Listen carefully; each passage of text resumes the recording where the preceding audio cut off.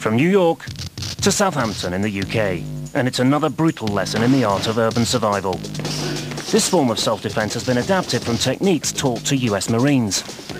It's more offensive than defensive, and that's how it differs from V-harness.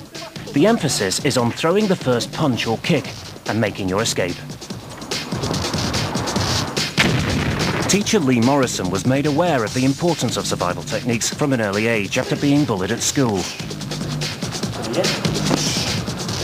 The life situations I've faced since the days of the school playground, growing up through adolescence, you know, the odd street fight and bar brawl. But really my education began during 12 years of door work. Everything else, the martial arts training that I've had kind of been a supplement to that. The system he teaches is known as Urban Street Combat. Lee's instructor took the techniques from the US Marines and adapted them for civilian use. What I teach here is street smart self-protection classes, which is based predominantly on hand-to-hand combatives.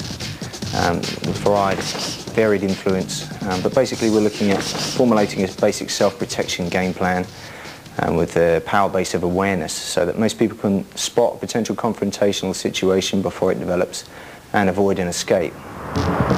It can be adapted to everyday situations on the street and can be fast and effective. In this example, Lee shows how to lull the attackers into a false sense of security before striking and making a getaway. Anything goes in this system, including the art of deception.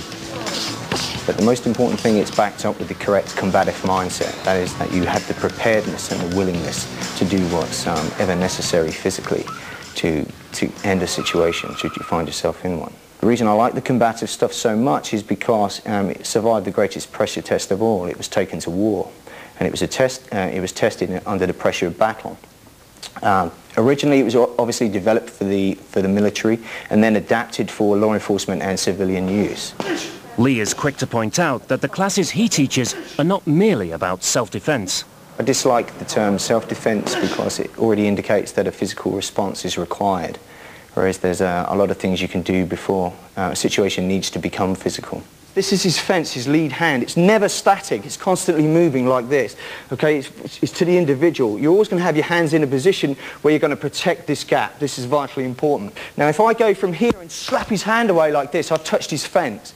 If I come forward and he pushes me back, I've touched his fence. In reality, you're never going to allow anyone to touch your fence more than twice without taking action. The ideal is going to be that if you have to hit first, hit fast and hard and then escape.